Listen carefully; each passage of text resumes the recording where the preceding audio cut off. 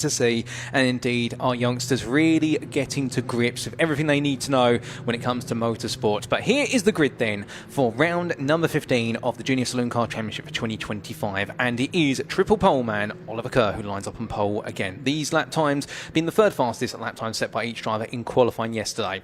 Wolf Butler lines up alongside the two big actors at the front of the field, and then the tertiary actor Josh Salvador, he sits in third, looking to be involved. Max Scharfegger, he's had 2 fourth places so far. Can he make it 3 fourth places? Can he finally get onto that podium that he so desperately wants? Ollie Smith begins this one in 5th, ahead of Lewis Stannard. Then we do have Joe Wood, who lines up 7th. A great second race of the weekend. After a dismal race number 1 yesterday, we got to see Wood back on the grid and fighting hard. And his main rival, who will be fighting again? Leon Holly, who lines up alongside starting 8th. Matthew Swatton and Martin Wright complete your top 10. Understandably, we may not be seeing Martin Wright on the grid. I couldn't quite see the car there due to the fire that occurred yesterday. However, good thing is drivers were okay. We saw him get to practice in a real life situation, needing to get out the car given the way the car went up in flames, but doing so very quickly. And then Tom Allgar and Sherry Ann Powell make up your final 4 row on row number 6, with Lexi Powell there in 7th. So that's all the grid that are set, and well, we're all absolutely itching and ready to go. But as all the drivers make the way on around, well, it has been a very challenging, it must be said, weekend for all the drivers, and the big story of it all has been the independent driver of Oliver Kerr. He has made it 2 wins out of 3 so far. Can he make it 3? But joining me in the commentary booth is going to be none other than the man you just saw do the interview. It's going to be Ian Waterhouse. Ian, a fantastic race ahead. I mean, you've been running around up and down all day. You're going to be back in the commentary booth. Yeah, I thought I'd come down and say hello, actually, Paul. We've come up here. We've actually come to change batteries on the camera, so I thought I'd pop up and say hello. Yeah, I'm looking forward to this. The Junior Saloons always provide some entertaining racing, and Oliver Kerr, I mean, he has been flying this weekend, hasn't he?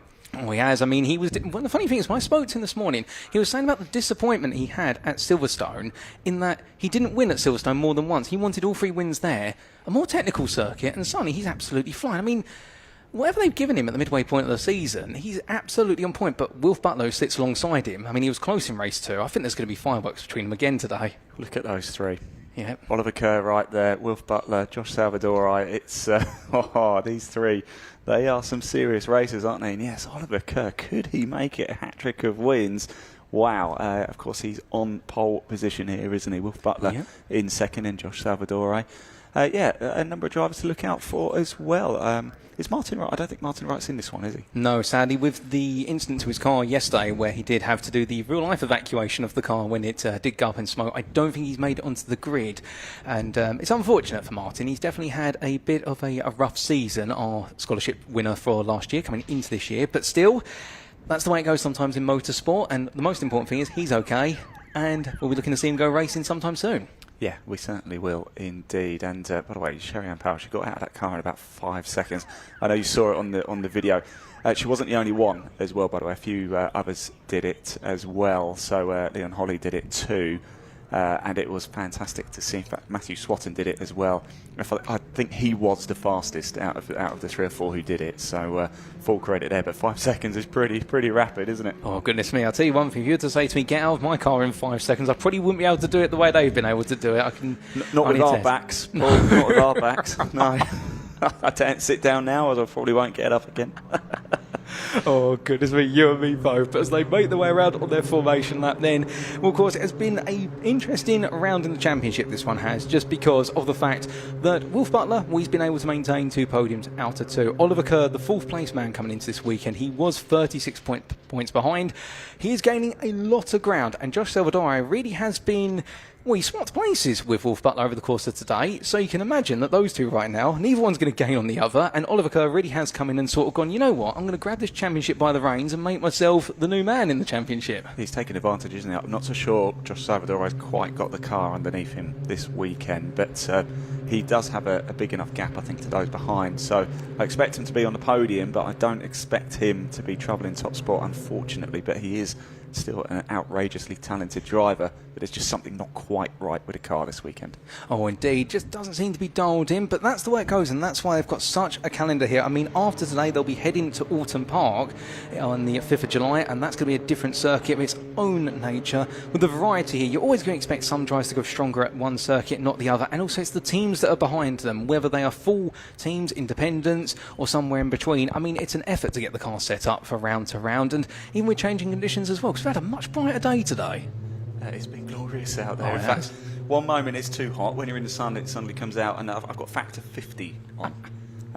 Because I got rather burnt at Pembrey. So Gail from the BARC has very kindly looked after me, and they're giving me factor 50 today, which is very nice indeed. So I've got that on. But then right now it's actually really windy. I can't stress it. It's so windy out there. Down in Parc Fermé at Assembly, it is absolutely blowing a gale. So yeah, a real change in contrast. But we haven't had rain, have we? Oh, indeed. And, well, saying about the factor 50, I mean, you've definitely caught the sun. You look more orange than Joe Wood's car, I must say, to be honest with you. I'm a bit envious. I'm absolutely pale white here in the commentary booth. I'm just hearing our producer say I'm wearing fake tan. I'm not wearing fake tan. Can I just stress that one? I'm just out in the sunshine an awful lot. That is all.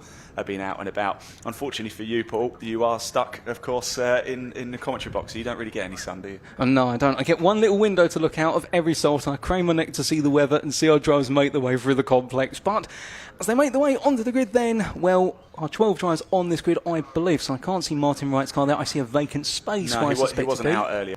So I think that's his weekend done and dusted. But yeah, we're about to get underway, and I'm excited for this, Paul.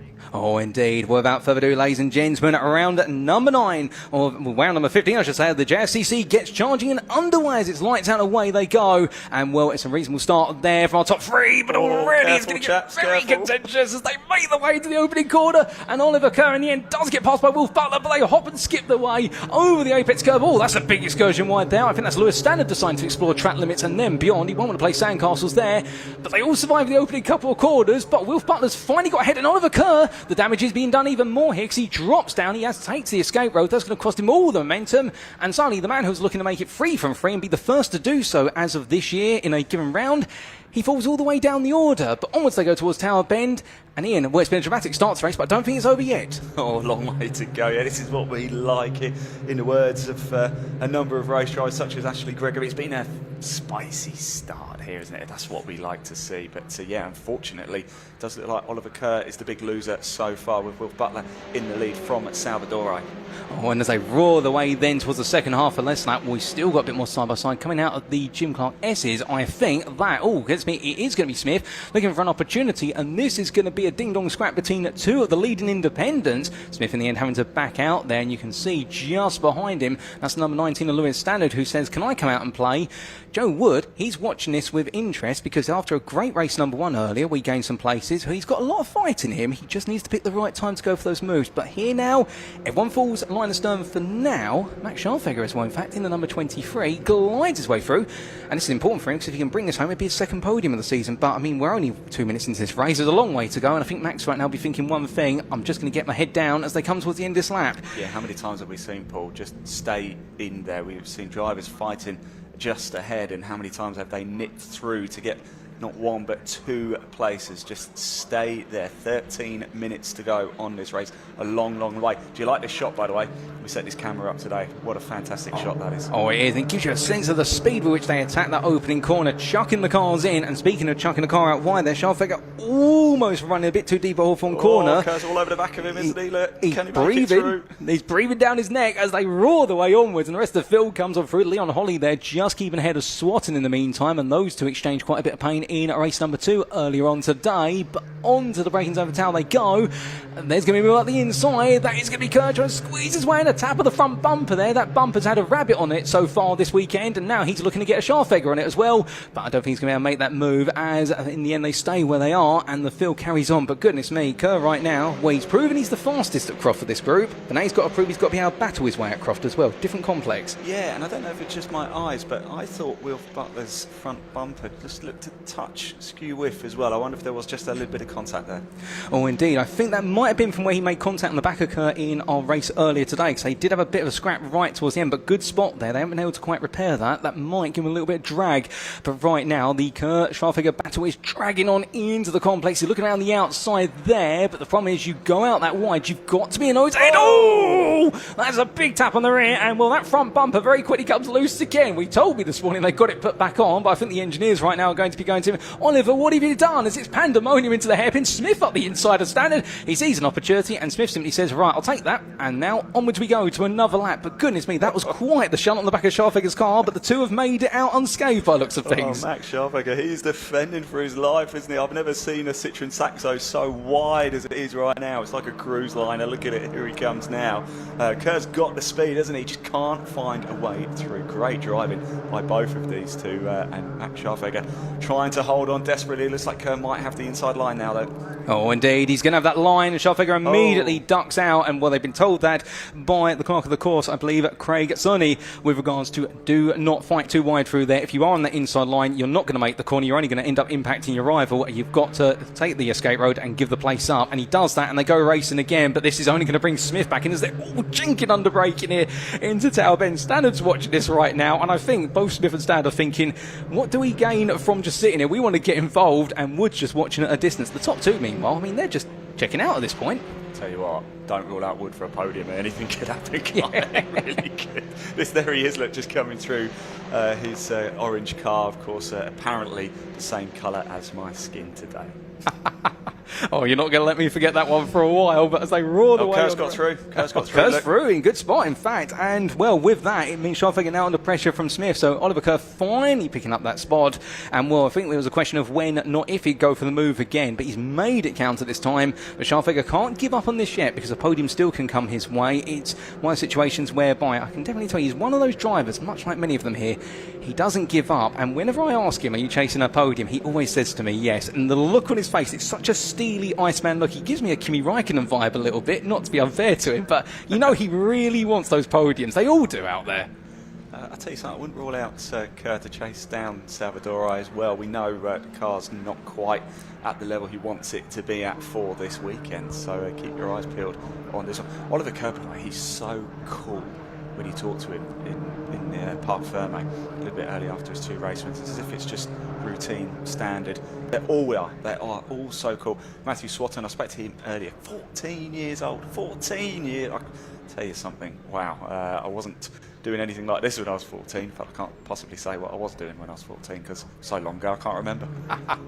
You and me both. I definitely was not racing on racing circuits at the age of 14, far from it, but one thing I can tell you right now is that I can live the youthful aspirations of these individuals on our screen as they roar the way around. Wood still there looking to hunt down, but he does seem to be falling back a little bit off the top six. I wonder if he's perhaps falling backwards to Swatton, and in fact that last lap Swatton did match him for lap time, so that might be a consideration there for Wood. Wood might be having a bit of a mid-race drop off of pace, which we did see last time.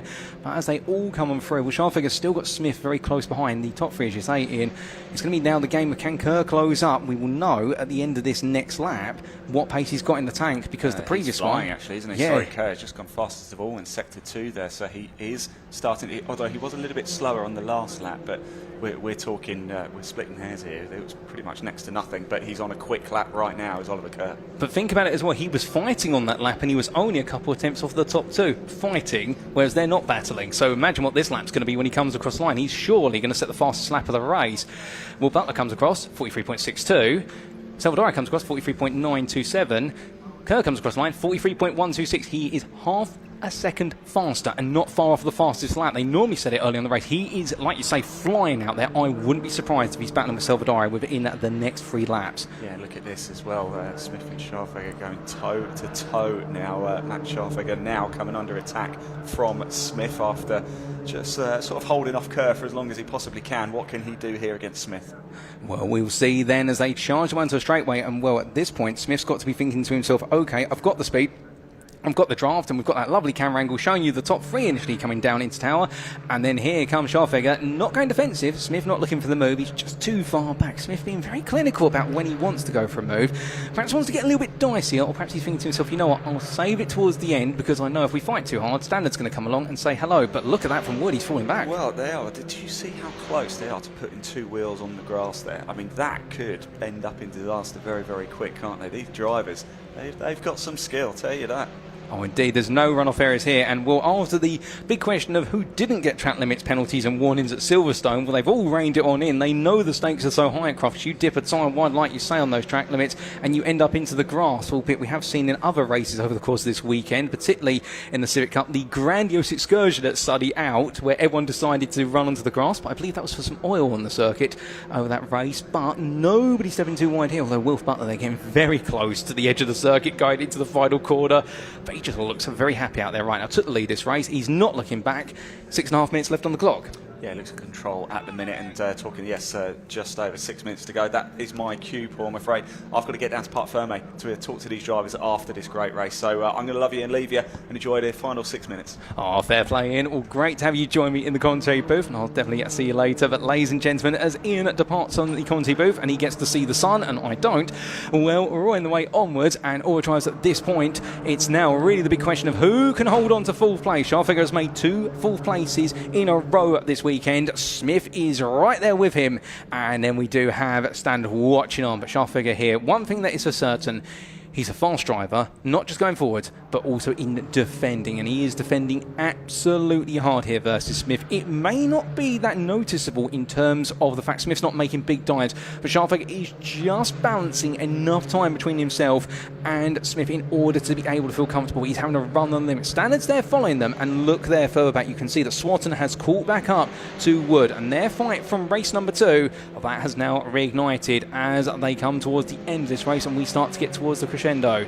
But still more to come from all the drivers. Everyone pushing onwards here, and I can see a number of you in the YouTube chat, particularly in the Bark YouTube chat there, cheering on your drivers. And we see Philip Rona watching for the first time. Oliver Law there cheering on Wilf Butler for the win. And Will Butler, well, he's had 1 third place. That was yesterday in race number 1. He's had a 2nd place in race number 2. And well, the natural progression there is you do 3, you do 2, then you do 1. He'd look to try and take number 1, the win. And well, he's not too far away from doing it. But I'm not going to say he's going to do it, because otherwise, as soon as somebody says that, normally the commentator's curse says hello, and suddenly we end up with some drama. So steering the conversation away from what seems to be progressing up front. Well, look at that. The headlight is on there, and that is Oliver Kerr. He is closing down Josh Salvadori. Another half a second stripped out the 110.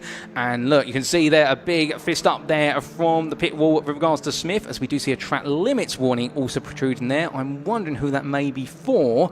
And we'll stick with the tongue out there from our man on the wall, concentrating, trying to figure out what's going on there. And well, I do that in my spare time as well, stick my tongue out and when I'm concentrating. And concentration is going to be key here, as Wood makes his way around, dropping the left-hand wind mirror, and well, poor run there coming into Hawthorne Bend. And now as Swatton gets nice and close, well, this has got to be a golden opportunity if you are none other than Matthew Swatton for Kersley Motorsport. He'll be absolutely pinned to the back of Wood's car now. Well, we'll see if he looks at the move shortly, because there's 4th, there's 5th, there's 6th, and who's going to be in 7th? Well, it looks over there, it's still going to be Wood as the field rolls on through Tower Bend. And well, we come on around for the right-hander, and it's still Wood there, just holding on for a bit of time. But I think the question is going to be, when will we see that potential move? It has been a very patient game from Swatton. He has waited very eagerly there. He's close, but not quite close enough at the moment. I think he only wants to make the move once and make it count, because he does have Leon Holly waiting in the wings, only 1.5 seconds back if that.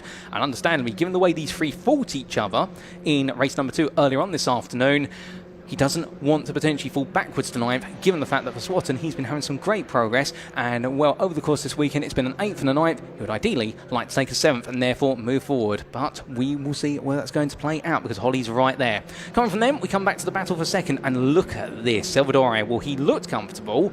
However, comfort is a relative term. One thing he hasn't looked is comfortable with his pace versus rivals, but he's looked very settled in. And now as they cross that line, well, coming onto this lap, the gap has been absolutely demolished by Oliver Kerr.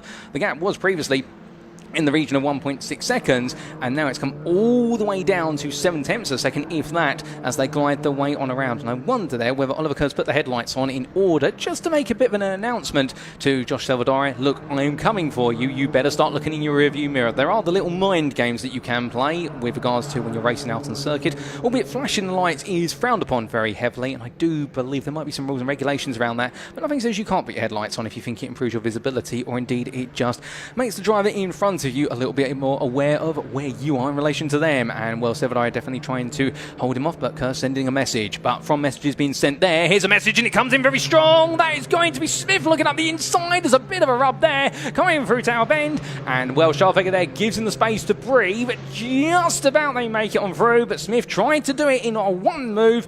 It didn't quite work out, but he was close. But from that, well, everyone now taking the gloves off here, because we will get one more lap after this. There's your race leader coming for the foreground of the camera shot. Wilf Butler is running off with this.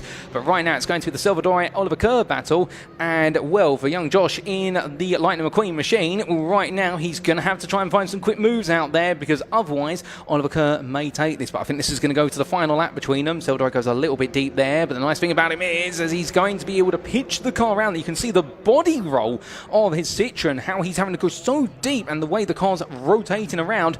Both cars cocking a leg there in terms of the rear left tyre from the driver's perspective coming up through the hairpin, and it's onwards they go then to the final lap. Wilf Butler leads. He's off camera, but he is 3 seconds up the road. Josh Salvadori holds on to second, but can he hold on? Because Oliver Kerr, the man who's made it 2 out of 3 wins so far this weekend, well, it looks as though that third win is going to go astray. But the thing is that for Oliver Kerr, he has been the fastest man in qualifying. He's been the fastest man in single lap race pace, and he's been the most consistent over racing distance. But can he find a way to be run up and get a gargantuan haul of points here from Croft? He'll still get a big haul even if he finishes third, but I think he wants to go a little bit higher. He pushes on here as they make the way on towards Tower Bend. The gap between them coming out of there, no more than 3 attempts. He'll have the toe, but Salvadori here will know what it means. He's going to have to go defensive immediately. Kerr decides to hold the race in line. Will he look for the cutback? He is going to try it there. He is going to try and pitch the car back to the inside. This is going to give him a bit more momentum. It's a smart move from Oliver Kerr. We've seen this work in other series today. The problem is they will head into Jim Clark S's, and going too wide into there is going to require a lot of commitment and Forley alongside. But Salvadori says, no, you're not alongside, and takes the natural race in line. Kerr's right there with him, literally riding his bumpers. Good look around the outside of Sunny in. Surely that's got to be a set up a cutback here. But Salvadori is just going to hold the car on the inside line. It will be very tight under braking as they emerge from Barcroft into the Sunny Bend. And he goes a bit deep there. Here comes Kerr looking for the run, but Salvadori gets it absolutely now spot on there. Lovely bit of defensive driving from Josh Salvadori, and Oliver Kerr right now, everything he throws at this man, it's not penetrating the defensive wall that's being put up. Further down the order, Scharfegger still holding off Smith of all place at the moment, and Swatton and Wood are still a piece, 8th and 7th respectively. But this fight for second, definitely the centre of our attention right now, and it could have big connotations in the championship as we get towards the end of the season. But as they roll out the final corner, well, it is going to go the way to Wilf Butler, ladies and gentlemen, who is going to take victory here in the final race of the weekend for the JSCC. After finishing third and second earlier on, Josh Salvadori holds on to second, and in the end, Oliver Kerr has to settle for third place after 2 wins earlier in the weekend. A bit further back by 9 seconds, it will be Max Scharfegger who makes it 3 fourth places in a row ahead of Smith, and it'll be Lewis Standard in 6th there just off. It'll be Wood who in the end does take on home at that 6th place. In fact, as he crosses the line there, Swatton in 7th, and then it'll be Standard in 8th. Has Standard had a bit of a mistake or something on the final lap, because that's ejecting down the order? Well, it is so. That's a surprise and not a welcome one to be certain, but that's the way it seems to go. And in fact, it's a time penalty for track limits, I believe. We'll get an update on that shortly, but it will then be Olga in 10th, ahead of Sherry Ann Powell in 11th, and then we will have Lexi Powell about 25 seconds behind to complete the running order. And yes, we do have a 5-second post-race time penalty that has been applied to Lewis Standard, and that will be for track limits, I believe, and that's the explanation as to why Lewis Standard may have finished 6th on the road, but why he's been demoted to 8th place in the time tower there. If you're alarmed at that, that explains it, a track limits penalty. But there comes Lexi Powell to finish the race in 12th place, and we're happy with seeing that checkered flag. A solid drive from Lexi, no doubt about it. Unfortunately, we didn't have Martin Wright on the grid, but understandably the car not being in a fit state to go racing, but we'll definitely see him back, I suspect, at Alton Park in a month's time. But what a race there, and in the end, Wilf Butler finally finding his way to a victory here at the Croft circuit in the third time of trying. Here are the provisional results then, subject to any stewards' inquiries, and for round number 15 of the JSCC, Wilf Butler taking that victory by 3 seconds over Josh Salvadori. The 110 driver in the end having to go fully defensive all the way to the end, and Oliver Kerr, Fastest man out there, but elbowed down the order early on. It'll be interesting to hear his perspective because it was a brilliant battle, don't get us wrong, but having to come back from that after difficulties, but having to settle for third place. Max Scharfinger in fourth, couldn't quite make it a podium. He held on for a while, but Kerr found his way through, but he was able to hold on to fourth place. Ollie Smith completed the top 5 with Joe Wood in 6th, ahead of Matthew Swatton, Lewis Stannard, with that 5-second post-race time penalty just putting him behind Matthew Swatton only by 4 tenths there. That's how marginal those 5 seconds will feel to him. He'll be a bit frustrated at that, but I'm sure he'll pick up the pieces and move on, with Leon Holly taking 9th and Tom Olgar in 10th place. Best of rest in 11th, Sherry-Ann Powell, and then Lexi Powell completing your finishing order. Fastest lap went to Wilf Butler, and that was a 43.095, and well, Oliver Kerr wasn't too far off, but Butler got that fastest lap done nice and early on. What as all the drivers gradually make their way into the pit lane, it has definitely been a fantastic racing weekend for the JSCC, and well, they've still got plenty more rounds of the championship to go. Round 16 and 17 will be at Alton Park Island on the 5th of July, and then they head to Donington Park National in August, Snetterton 300 in September. October it will be Alton Park Island again, and Brands Hatch Indy will see them complete their championship campaign. We will very shortly be getting interviews with our top 3 finishers from Ian Waterhouse, and in fact that's perfect time because Ian's there, he's enjoying the sun, and he's going to enjoy a word or two from our top 3 finishers in the JSCC. Well, for the first time this weekend, Wilf Butler does take the top step of the podium. We'll just let him get out right now for Josh Salvadori in 2nd place. Been a solid weekend for him. And Oliver Kerr, 2 wins and now a 3rd place finish for him. A bit of a nod at the head there, Wilf. That's a little bit more like it, isn't it? Yeah, I mean, we had the pace for it all weekend. We got a little bit unlucky in the first race, got pushed back, and then the second race, Ollie drove amazing the whole way through, so can't fault him. But yeah, the 3rd race made it happen, which is brilliant. What does it mean to you for this season to get the win right now, right here? Yeah, it's good. It means we've shown that we've got the pace at every track we've been to so far. And yeah, it's just bringing up the points in the championship, really, trying to keep a decent lead. Top man, Wilf, congratulations. Well done, mate. Well deserved as well. Let's grab Josh over as well. He's just over there. Josh, come over for a quick chat. I know you're not completely happy with the pace of the car. However, it's been a pretty solid weekend, hasn't it? A couple of seconds and a 3rd overall. Yeah, 2 seconds in the 3rd, you know, that's really good. Just that last race just felt like a win, to be honest. Just, you know, Ollie is pushing really hard, he's catching us, but, you know, I managed to keep him behind on a down power car. So. Well, you start to get a little bit nervous the last couple of laps because your wing mirror must have been getting a little bit more full of Oliver Kerr there. Yeah, I mean, I was just pushing really hard, just trying to, you know, for once keep it on the track, not get any track limit penalties. You know, just try and keep my cool, and you know, my heart was in my mouth on those last couple of laps, just seeing and like, you know, just in my mirror, just catching me, but just tried really hard, and yeah, it paid off. Well done, mate. Well deserved. Great stuff indeed. Where's Oliver? Here he is, over here. Oliver, wow, you had an eventful race out there, didn't you? Yeah, obviously the start wasn't what we had in the last 2 races. I think it was a clutch issue, just the clutch not releasing properly. But yeah, it was like a lot more work than the last 2 races. I'll tell you what though, at the start of this weekend, if I said to you, I'm going to give you 2 wins and a 3rd place, you'd have taken it, wouldn't you? I think I would have taken 3 wins, but proper race driver. 2 wins and a 3rd isn't too bad for the championship.